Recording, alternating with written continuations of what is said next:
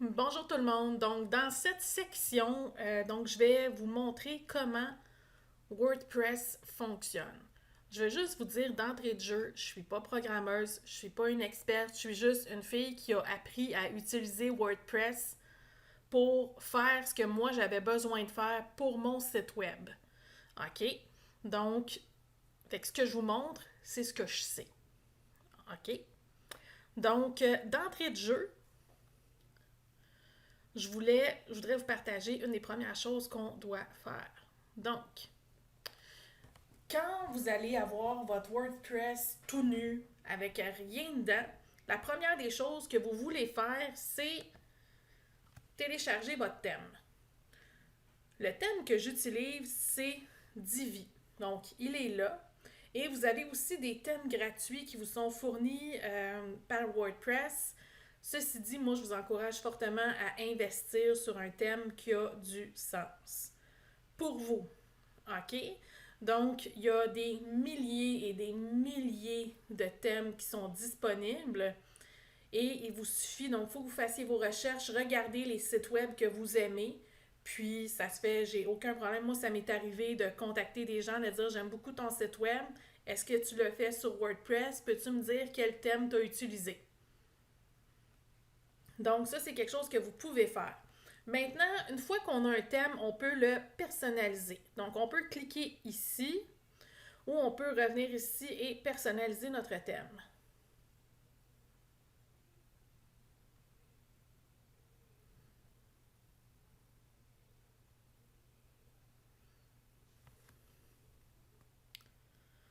On va laisser le temps à WordPress de processer. OK. Donc, si on veut changer de thème, on peut le faire ici. Dans le fond, ce que ça vous donne, c'est que vous allez voir d'entrée de jeu les changements que vous allez faire. Donc, vous allez le voir et pouvoir les approuver ensuite. Paramètres généraux. Donc, l'identité du site, Mylène Baudouin, parce que la vie est trop courte pour réaliser les rêves de quelqu'un d'autre. Maintenant, l'icône du site. Une chose sur laquelle moi je travaille, c'est d'amener mon rond autour du M. Donc, vous pouvez demander à votre graphiste de sortir une icône à partir de votre logo. OK? Donc, on peut le sélectionner. Dans le fond, ce que vous allez faire, c'est... Là, on va arriver dans toute ma bibliothèque d'images. Et tiens, amusons-nous.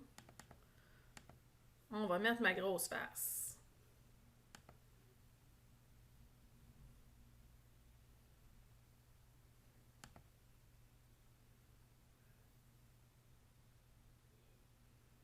Tiens, c'est assez parfait, ça?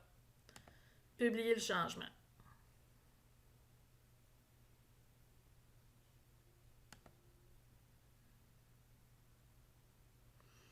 On va laisser les changements s'opérer. Ensuite de ça, on a les paramètres de mise en page. Donc, on a la largeur du contenu. Ici, on a 1080, mais on peut jouer avec ça ici. Donc, les colonnes sur le site. Donc, votre sidebar qui est ici, qu'on va pouvoir aller changer.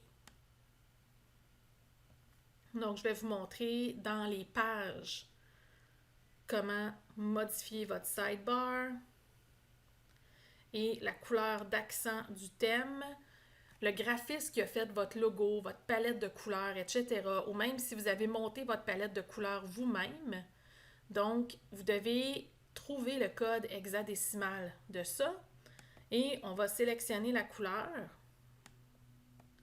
Si je descends ici, donc ma couleur c'est le 5C9435 et on l'a mis complètement opaque.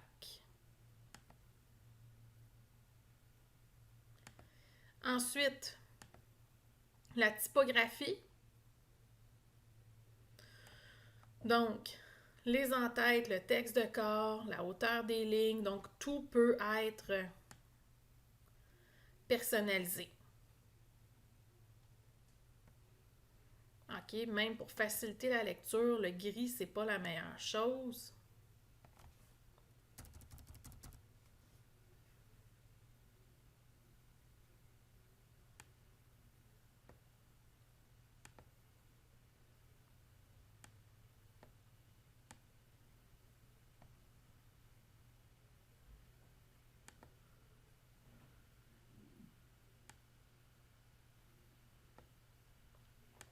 Publier les changements.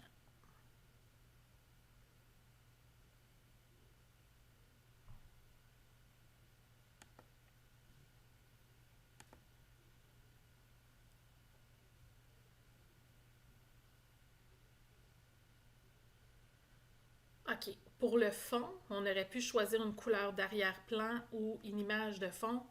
Moi, je l'ai gardé blanc. Donc, on va laisser ça comme ça. On y touchera pas. Ensuite de ça, en-tête et navigation.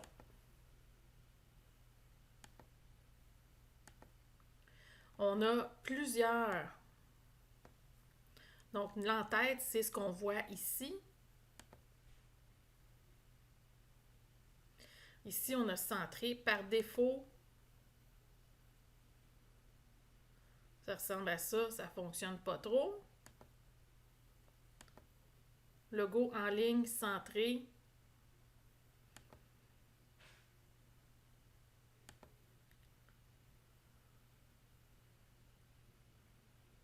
Et on a le menu qui va s'afficher ici. Ce qui n'est pas laid non plus.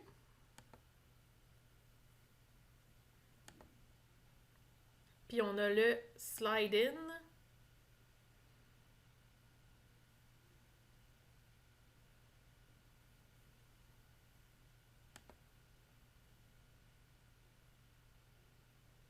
Donc, on a le menu qui s'affiche comme ça ici. Donc, pour l'instant, moi, ce que je vais faire,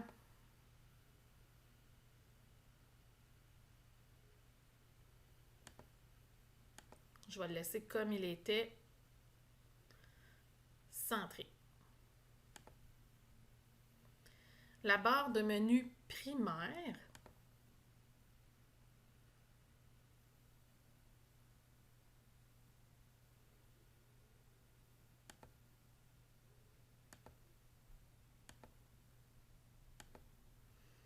donc, nous donne le choix de la hauteur des menus, le logo, la hauteur maximale du logo. Si je veux l'agrandir.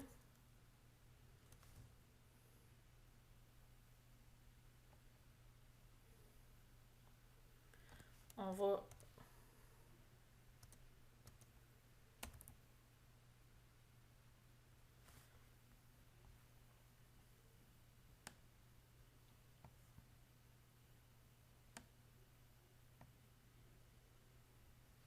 On va garder ça comme ça. Le texte en taille 14, on pourrait l'agrandir puis le mettre en 16.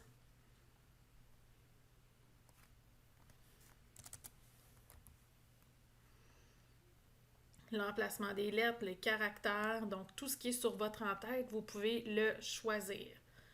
Au niveau des polices de caractères, vous en avez plusieurs.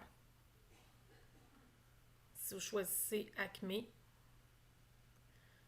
c'est de ça que ça va ressembler.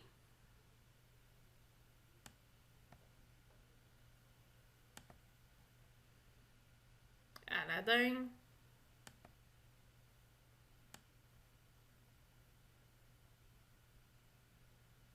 Donc, il y a un nombre infini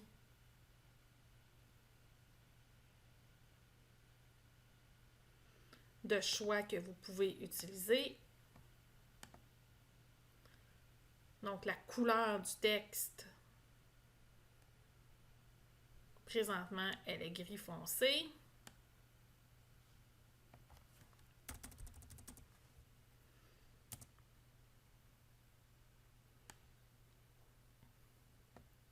La couleur du lien actif, la couleur de l'arrière-plan. Et si on a un menu déroulant, de quelle couleur on veut que soit le fond. Donc ici, j'ai un menu déroulant, il est ici.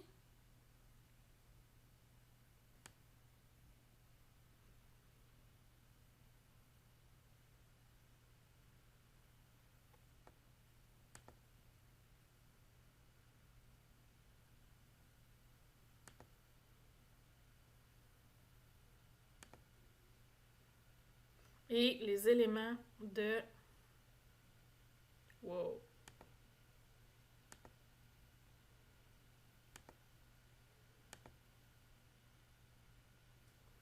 Donc, on peut afficher les icônes de réseaux sociaux,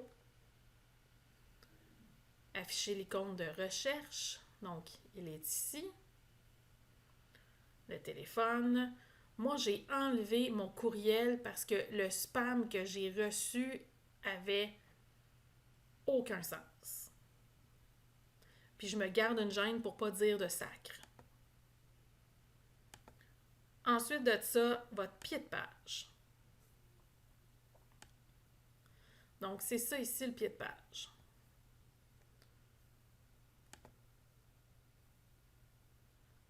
On peut choisir le nombre de colonnes.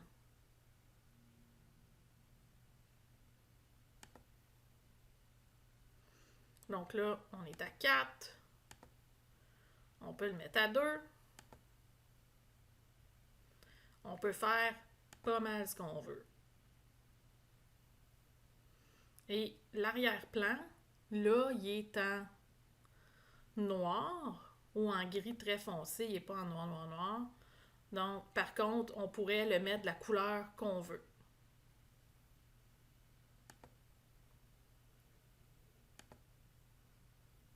Les widgets. Donc, les textes d'en-tête, ici, nos partenaires, c'est un widget. Donc, c'est l'entête du widget.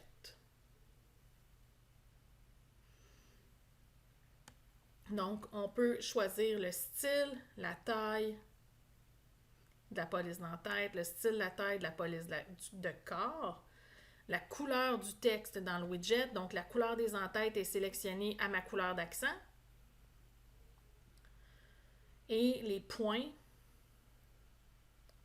donc, au besoin, vont être cette même couleur-là. Donc, pour l'instant, je ne toucherai à rien.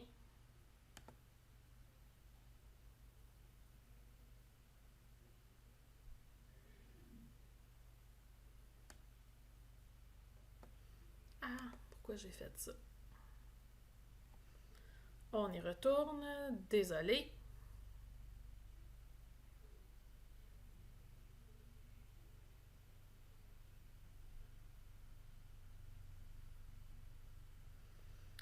Donc, vos boutons. Donc, sur votre site web, vous pouvez mettre des appels à l'action et des boutons. Donc, la taille du texte va...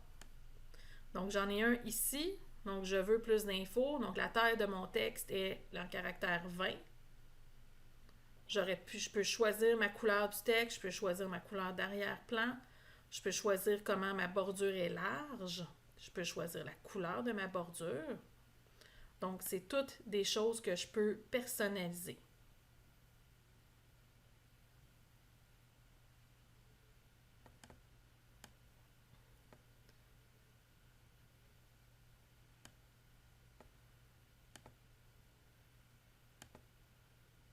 Et en survol, donc, on peut personnaliser ça ici aussi.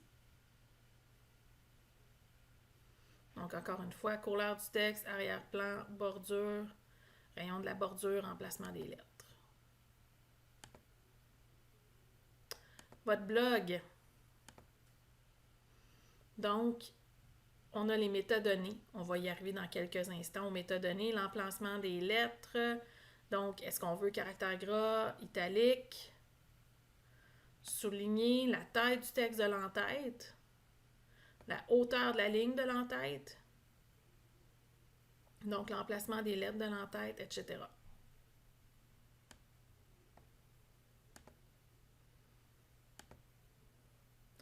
Ensuite, sur mobile, on peut choisir comment différentes choses vont s'afficher. Donc, on peut aller voir la hauteur des sections, hauteur de la ligne, etc. Donc, le téléphone, ça c'était sur une tablette. Sur le téléphone, ça va avoir l'air de ça. On peut choisir le menu en cliquant ici. Et on peut aussi ajuster le menu sur mobile.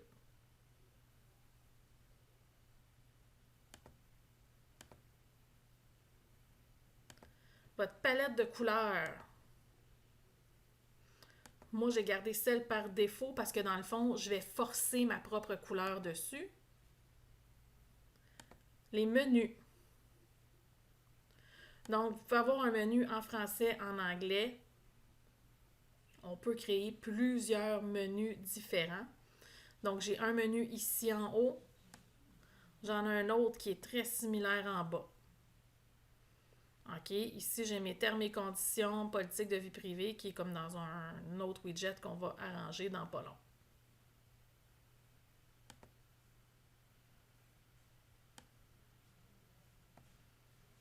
Et maintenant, les réglages de la page d'accueil.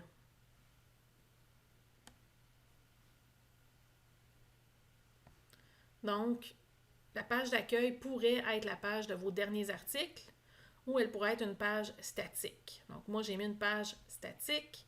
La page d'accueil s'appelle Accueil. La page des articles s'appelle Blog.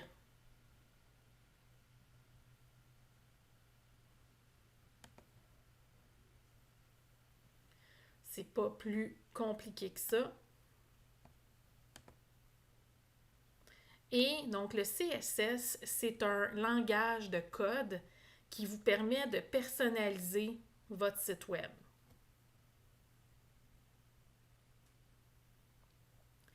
OK, moi, j'en fais pas de CSS. Je fais du WordPress, mais je fais pas de CSS.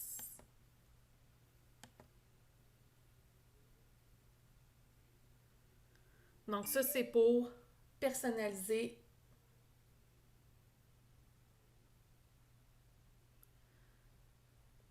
C'est pour personnaliser votre thème. Maintenant,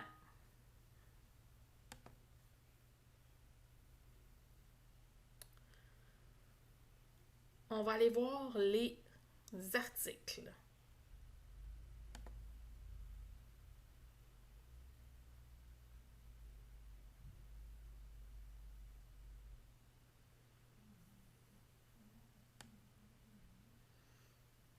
OK.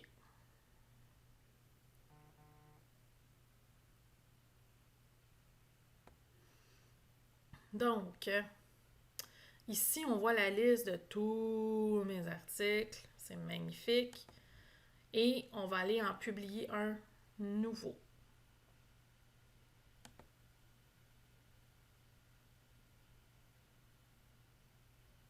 Donc, on va cliquer sur Ajouter. Vous auriez pu aussi cliquer sur Créer, qui va vous montrer un nouvel article. Donc, ici, on a le titre.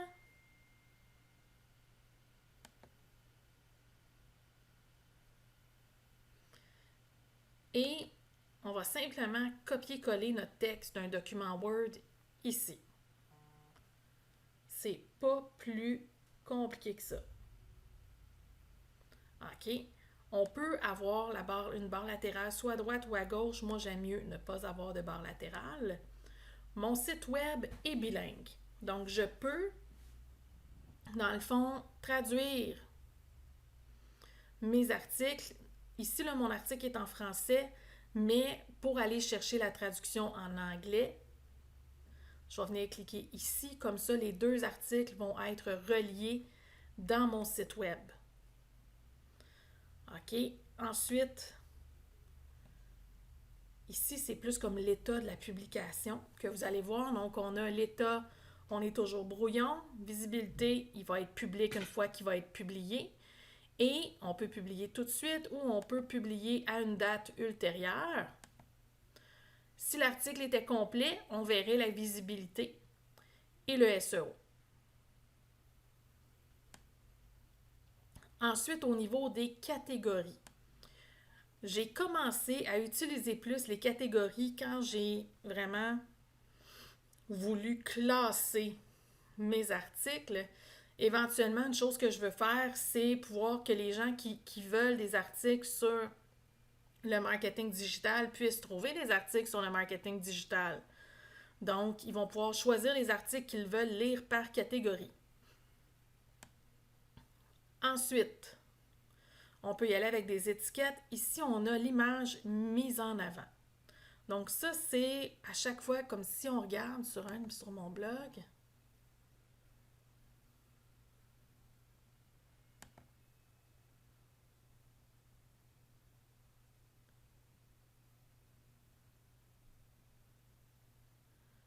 Mon Dieu, mais qu'est-ce que c'est ça?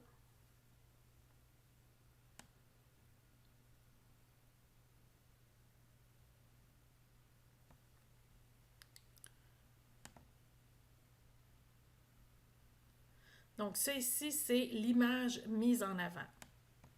Donc, on va l'ajouter ici. Et super important à des fins de SEO. L'image qu'on va mettre, donc si vous voyez celle-là ici, on a entrepreneur plus expérimenté qui vient, dans le fond, compléter au niveau du SEO les efforts qu'on fait pour être trouvé plus facilement sur Google. Juste en bas de ça, on a l'extrait. Parfois, selon votre thème, on va utiliser un extrait. Donc, ça se peut qu'on s'en serve, ça se peut qu'on s'en serve pas. Ensuite, si vous voulez utiliser votre pixel Facebook et rajouter des scripts dans votre bas de page, c'est ici qu'on le fait. OK, donc c'est ici qu'on va aller copier du code à partir de votre Business Manager de Facebook. Enfin, une autre section que j'aime vraiment beaucoup, c'est la section des témoignages. Donc, les témoignages, pour moi, c'est essentiel parce que quand quelqu'un me dit « Ouais, mais là, toi, t'es-tu vraiment bonne? » Ben, je peux répondre « Écoute, va voir sur mon site web. Si tu trouves que je suis pas bonne après ça, tu peux contacter n'importe quel de mes anciens élèves. Ils vont tous te dire la même chose. » OK? Donc, puis ça, c'est aussi facile qu'un article de blog.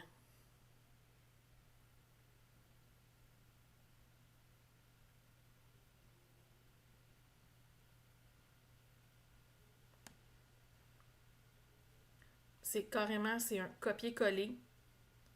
J'aurais pu rajouter son site web aussi ici. Donc, j'ai choisi des catégories pour le blog. Fait que vous voyez, c'est vraiment assez semblable. Au niveau de la bibliothèque de médias, c'est là que vous allez trouver toutes vos photos. J'en ai énormément. Ça a comme aucun sens.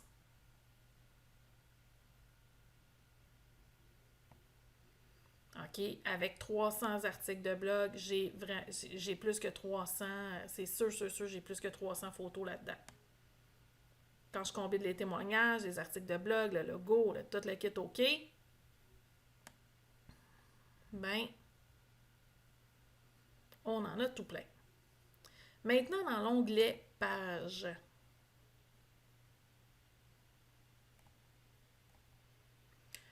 on va y arriver.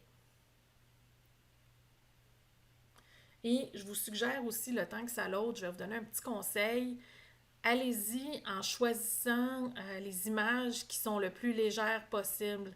C'est-à-dire que si vous pouvez changer le format, si vous pouvez les compresser, faites-le parce que vous avez un certain nombre, un certain poids, un certain nombre d'informations que vous pouvez stocker sur votre site web avant que ça vous coûte des suppléments. OK? Donc, on va aller voir dans la page brouillon qui est ici. On va voir si on peut faire quelque chose avec ça. Donc, titre de la page, test de Mylène.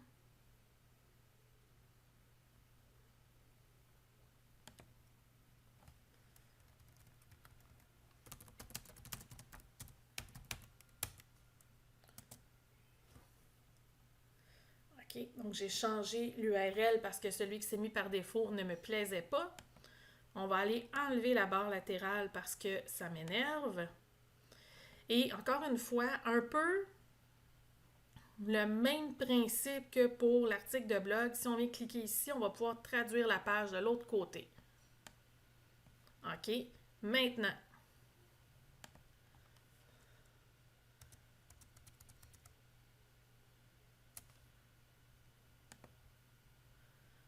on va utiliser ici, on peut faire, vous pouvez mettre directement votre code. C'est génial quand vous êtes capable de le faire. Maintenant, on va y aller avec la version facile qui est le générateur Divi.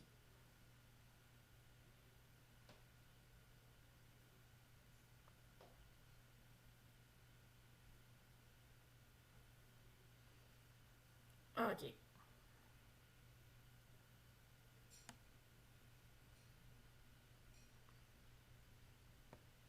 On peut y aller à partir de 0.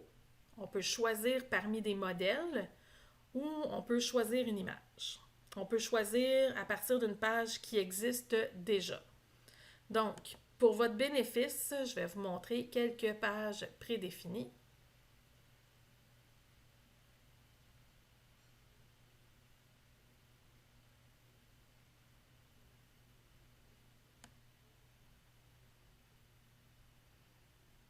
Si on parle de page d'accueil, donc on va aller voir par exemple éducation.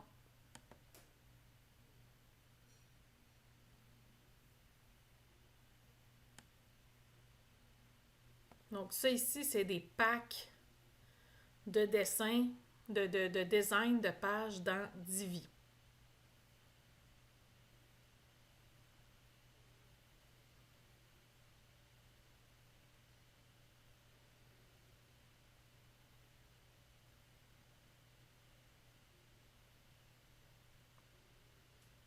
OK, donc vous avez plein de modèles desquels vous pouvez faire votre site web.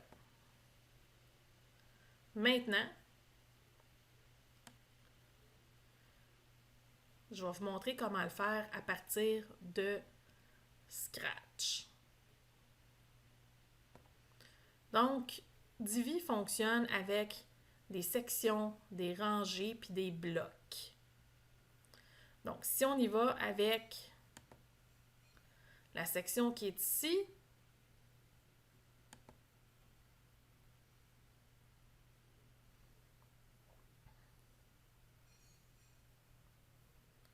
on peut lui donner une étiquette, mettons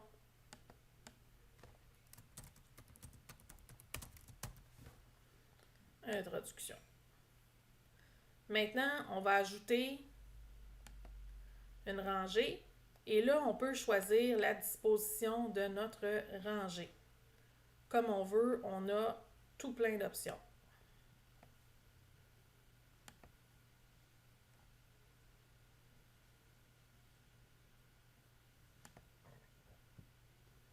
Et maintenant, on nous demande d'insérer un module. Donc, on peut y aller avec un article de blog.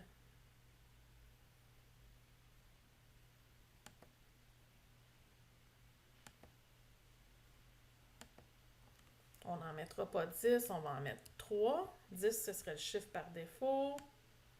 Catégorie incluse, on va mettre développement personnel, histoire à succès. Merci beaucoup, bonsoir. Après ça,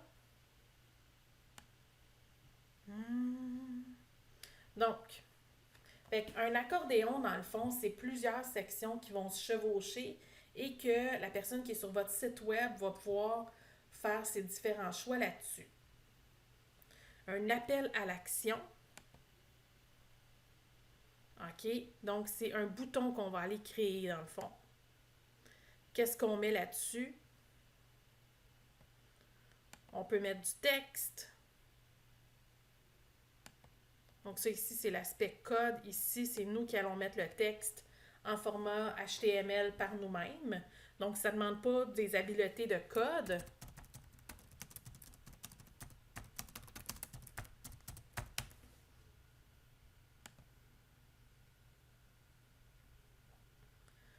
OK?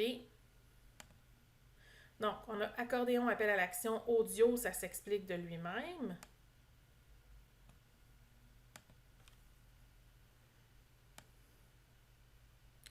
Barre latérale, ça, on pourrait l'ajouter là. Bascule, ça ressemble un peu à l'accordéon.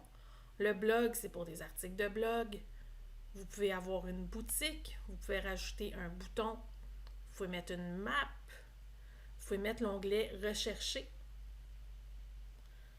Vous pouvez mettre du code. Donc, ça, ce que ça veut dire, c'est si vous allez, par exemple, sur Instagram puis que vous voulez importer toutes vos publications Instagram sur votre site web, qu'à chaque fois que vous publiez sur Instagram, mais on le voit aussi sur votre site web, ça se fait avec du code. Donc, vous n'êtes pas nécessairement programmeur. Donc, Instagram va vous donner le code que tout ce que vous avez à faire, c'est copier-coller. OK? Ensuite, on peut mettre un décompte. On peut mettre un curseur. Il y a deux sortes de curseurs de défilement, donc pour les images, pour les vidéos. On peut mettre un opt-in pour le courriel, formulaire de contact. On peut rajouter un menu, une image, galerie d'images. On peut naviguer dans différentes publications. Les onglets, ça peut parfois être intéressant. On peut présenter des gens. On peut faire des portfolios dessus. On peut montrer des résumés. On peut y aller avec suivez-nous sur les réseaux sociaux, table des tarifs, séparateur. On peut rajouter, regardez, je vais rajouter un témoignage. Oh, fait que là, on me demande carrément de mettre le témoignage. Donc, il faudrait que j'aille le copier-coller de ma section de témoignage.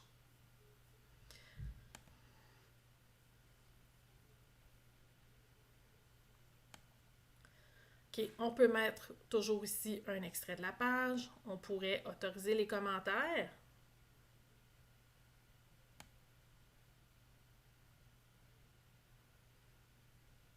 Et il y a toujours l'option aussi de pixeler votre site.